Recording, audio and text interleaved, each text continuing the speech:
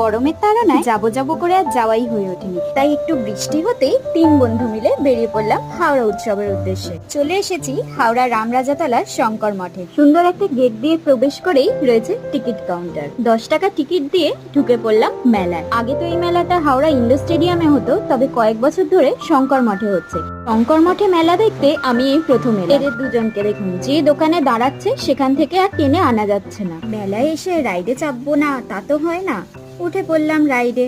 এই রাইডটাই আমার first time ছিল। এক্সাইটমেন্টে বোধহয় পাগল হয়ে গেছিলাম। ও না না, গান চলছিল। রাইড থেকে নেমে খেয়ে নিলাম এই পটাটো টুইস্টার, বেশ ভালো ছিল, আমরা দুবার খেয়েছি। আর মেলায় এসে ফুচকা তো মাস্ট, সেই জন্য ওনার একটা ভালো ক্লিপ তুলে নিয়েছি। আমাদের মতো আপনাদেরও কি এই রাইডটা দেখে মনটা খারাপ হয়ে যায়? জোর করে নাগরদোলায় তোলার চেষ্টা করছিল আমার। না ভাই, হামসে না হো পায়েগা, আপ লোক যাইয়ে। আর কত ঘুরবো, এবার বাড়ি যাই। Okay bye.